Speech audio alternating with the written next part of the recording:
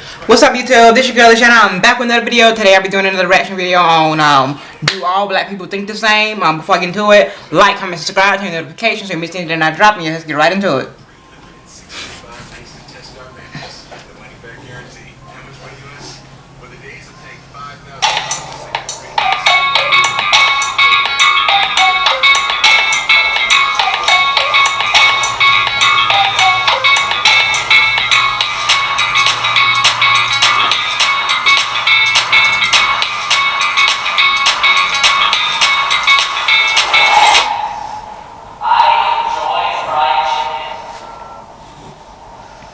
I'm gonna stop right there. I enjoy fried chicken. I think the answers are like if you agree or disagree, or somewhat agree or somewhat disagree. I'm gonna say I agree. I like fried chicken. I like my fried chicken with collard greens, some mashed potatoes, some cornbread, you name it. I like some fried chicken.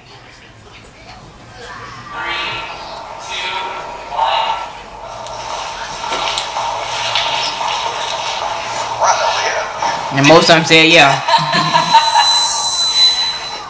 I thoroughly enjoy fried chicken. I love it. You know, I understand the stereotypes about it and all that kind of stuff, but I love it. I just don't really like fried food. I'm not really a fan of chicken. I've never ate it, so. You've never had fried chicken? I have had it. I don't enjoy it. I don't really eat. And the ones that say they haven't had it before, you don't know what you're missing out. If you ain't had fried chicken and you don't like fried chicken, then how you know you will ever even like fried chicken if you never try it out? You gotta try something, then you might like it. I mean, try something new, you might like it. I mean, cause I love some fried chicken, especially with some hot sauce. Fried foods, I try to eat pretty healthy, so. There is nothing wrong with white people wearing dreads. What I'm saying with that, there's nothing wrong with white people wearing dreads. I agree. There's nothing wrong with white people wearing dreads. I mean, I know that dreads is like, a black cultural thing and whatever, and some black people might think that white people copy the black culture when they start dreading their hair up and stuff like that. But it doesn't matter. Hair is hair. If you have it on your head, you can do whatever you want with your hair. Whether you white, black, Mexican, Chinese, Asian, Japanese, whatever. You can do whatever with your hair. Because I personally don't care. 3, 2, 1. I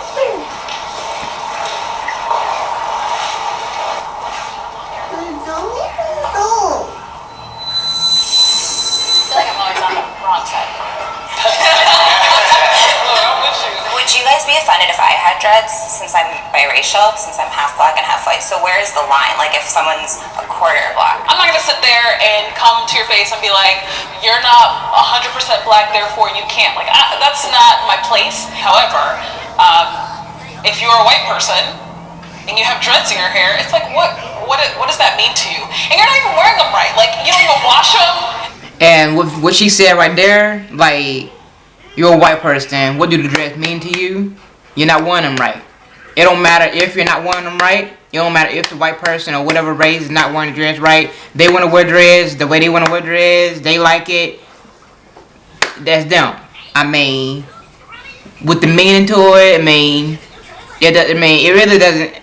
It really don't matter. Like if they have a meaning, if dreads mean something to another race, or if they just want it for a style. Some people just wear dreads for a style. It don't mean they have a meaning. Everything don't have to have a meaning to it just for you to like rock it.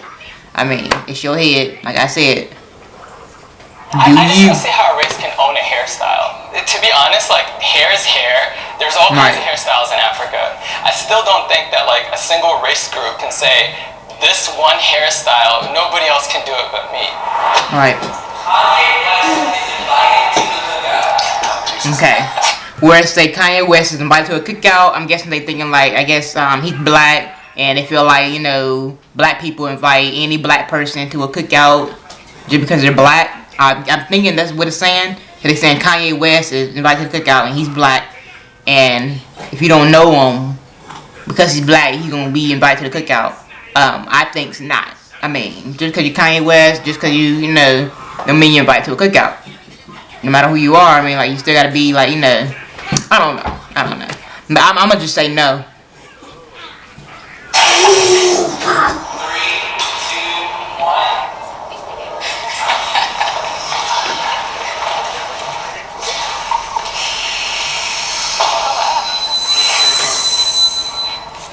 This cookout needs to just die. Like, no more cookouts. No, bruh, just go home. Like, there ain't no Said cookout. nah, bro, just go home. I strongly agree because I don't like the idea of perpetuating this concept that all black people have to be the same and think the same and act the same. I don't think he's fully understood. People like Kanye are creatives and he uses like creative speech. And some people just take him at face value or like kind of like the literal sense of what he's saying. And if you did that, every creative could be taken the wrong way. I disagree with that. Like, I don't think that he's so creative and that his words are being misinterpreted. Like, he's making very specific phrases, like black people chose to be slaves. That's completely untrue, and in my opinion, that's just unacceptable. But I think that's people misunderstanding what he's saying. I really don't think he's trying to. Yeah, How do you interpret that? No, I think what he's saying is there's a mindset where you know Here, so, okay, like, he was trying to say it in the term of, like, you know, it was a choice for you to stay there when you knew that you could have done whatever else to get out, and maybe you would have ended up dead, but it would have been better than being a slave. So, I don't, it's not like I'm,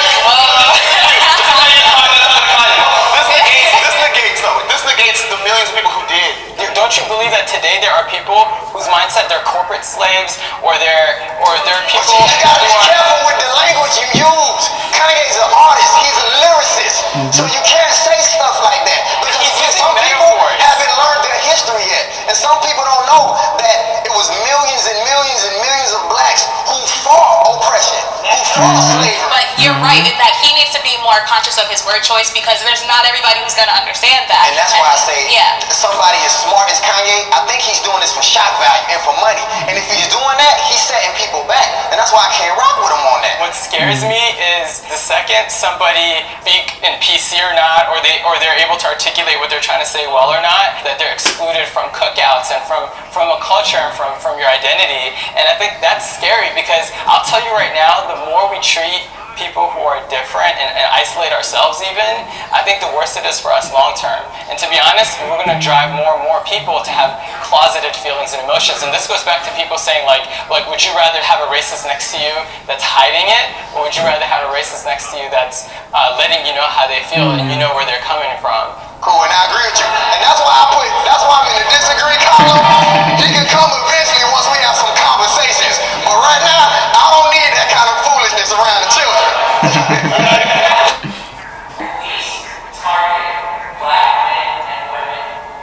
Okay, well, this question says, please targeted black men and women. I'm going to say strongly agree. And I definitely agree now. I mean, because like, okay, I'm not going to just say police because he just got police. But I'm going to say white police target black men and women. I mean, because like a black woman, a man, they can like, the white cop can see them doing something, see the white person doing something, but they'd be more lenient on the white person on their own, but they'd be quick to try to throw a black person in jail and give them time, be like, you gotta do this sentence, you gotta do this, instead of like, you know, just being lenient on the situation.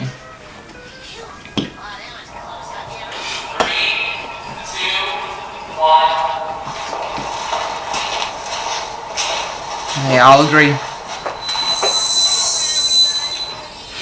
I said strongly agree. It was created to monitor the minority in the group. Back in the day, it was the Irish, it was Italians, and so it's ingrained into the system of policing.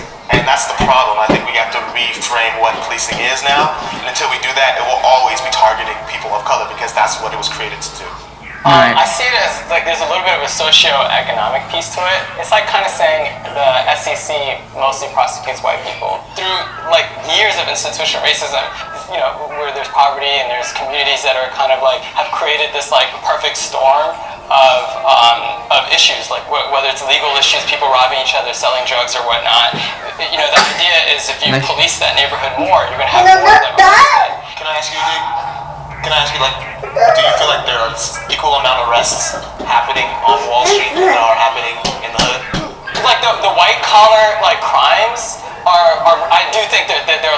like monitored and less, without having all the data that I need. But I do feel that they don't suffer as much consequence when they commit crimes. Very true. You got to look at the prison industrial complex here too in the U.S. That's huge business. So, and if you look at a group of citizens that, And then another reason why I say white police target black men and women is because a white man, a white woman can be running. They can be like, lolly dolly, enjoying their day, running through the park, running on the sidewalk. But a black guy, wears something black, with a hoodie or just black, not even a hoodie, but just black, being black. A black guy running, walking or whatever, enjoying his day, going about his day, running, doing the jog, whatever, exercising. But the white cop try to target the black guy as if like, you look like this. You look like the people that robbed the store. You look like the black guys that robbed the bank over here. So I'm gonna target you because I think we think you look like that person. So we gonna target you. We gonna get you. And it ain't right. I mean, it ain't right. And then just like the incident where the two black guys got put out of Walmart for wearing a mask. But if there was a white man, if there was two white men, that white cop went threw the white man out. They were like, okay, he's trying to stay safe from coronavirus. But okay, there's two black men trying to stay safe from coronavirus too. But that's a problem. So that's why I'm saying like white cops target black men and women. I mean, and it's not fair. It's just unfair. Like the legal side of it, all that, it's just unfair. They treat the black culture unfairly when it comes to like stuff like that.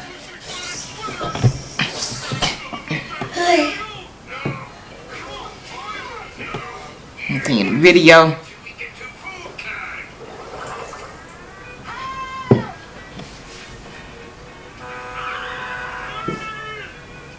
And where I left off. been perceived as no value having to society or whatever. Okay, boom, we're gonna push them, we're gonna pipeline them into that system. Yeah, I also think that, the qualifications to become a police officer are so low, and it's like, my life is literally in your hands, man. Like, if I get pulled over, maybe that will be the day that I go home to be with the Lord, and I think that that's really tough for me, because you don't want to be distrustful of the police. Mm-hmm. But they're so incredibly distrustful of us that it's like, you could literally kill me. My father worked in law enforcement, and he's a black man. So there are some law enforcement officers that don't feel that way. However, I think a lot of it does have to do with fear and the fear of black people. So I think that if we kind of address that fear level and that we didn't portray black people, especially black men, as, big, scary guys, that would change a lot of stuff.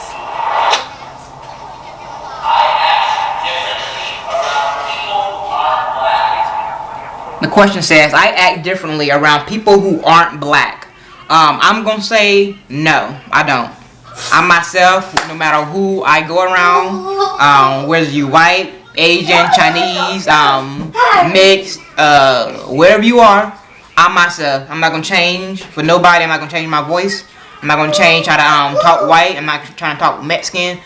I love me, and if you like me, I mean, you're like, if the person like you, then they gonna like your personality. They ain't gonna make you change. They ain't gonna have to force you to change. You don't have to feel like, you have to change for anybody that you hang around. So me, I'm not gonna change for nobody. I'm myself around anybody that I come in contact with, no matter what race you are. Don't tell you say commercial.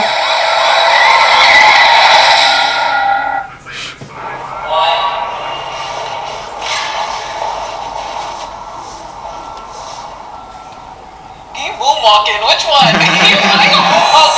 You're moonwalking back. I agree that I act differently around people that aren't black just because, like, corporate America doesn't want to hear me talking, doesn't want to hear me speaking in slang, and I am not happy about it. Like, I wish that it was different, but I feel like I need to do to fit into that group. I strongly disagree. I am me wherever I go. I'm a proud black man, and I'm gonna speak my truth every day of the week. If you don't like it, Right. it's on you. And I feel like it's a disservice to anyone I'm around if I'm not being my authentic self. Because my white friends might want to hang out with me because I'm black. They want some flavor. So if I go in being something totally different, then There's hey, different things. One thing is, are you changing yourself, or are you changing how you're communicating who you are? And I'm changing how I'm communicating who I am, and I still remain the same. Like, do you have a white voice? do I have a white voice? I know, I'm a black man. Trust me. Every black person growing up in America can code switch. Then you need to move a little bit. But no, here's the thing. The question was, do I act different when I'm Yeah, but the thing is, I'm not gonna go through that trouble trying to change my voice just to try to fit in with a white person. I mean, white people talk how they talk, black people talk how they talk. But like the girl was saying, hush, hey, I'm doing the video. Look, I'm almost done. But look, like that girl was saying with the braids, talking slang when you trying to go to a corporation, like a business, whatever, then yeah, it's different. You don't go to a business or a job or interview talking with slang as like you talking to your buddies. You go with like you talk professional. It's the way we go about it. Like you don't have to be just because you're black don't mean black is slang, black is ghetto. Black can be educated, black can be professional. So when you go to a business, then you're supposed to like change how you act, your dress wear, dress with some professional clothes, have a professional tone, so you can get the job. I mean, you don't want to be like the girl saying, you don't want to go nowhere with slang, having slang talk, having people think that you ain't got no type of education.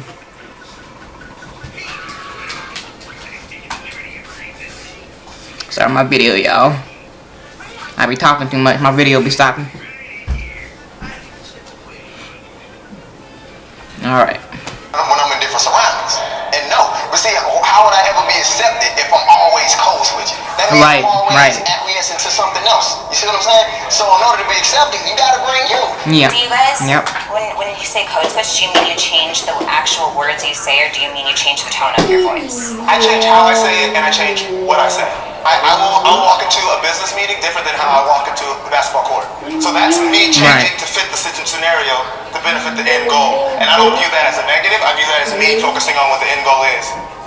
But I feel like American society has made black people operate in that fashion. Because nobody asks white people to code switch. They can be white in America, China, wherever. They accept it. We're around like Visa. But I'm the only one that has to go around and say, oh, hi, how you doing?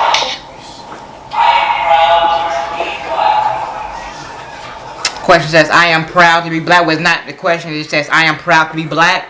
Yes, I am proud to be black. I don't want to change my skin tone. I don't want to lighten up. I don't want to get bleached or nothing. I like my skin tone. I am proud black American.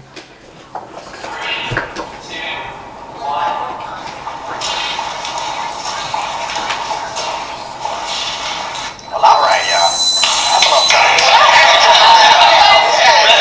I'm glad that we all strongly agree. Yeah, I love that, we can have these discussions and like still go home knowing that we're family, and I love being black. Right. Love yourself. Love your hair. The type of hair you have. I mean, love your skin tone. Just like that song by India. She said, I am not my hair. I am not the skin. I am not your expectations. No. I am the soul that lives within. I am not your expectations. No. And guess what? You don't have to sing. You don't have to know how to sing to know them lyrics. Because I don't know how to sing. But I just know them lyrics, and them some true lyrics. I mean, it's not your hair. Your hair is not going to make anyone like you. I mean, if someone don't like you for what your hair looks like or what your skin looks like, then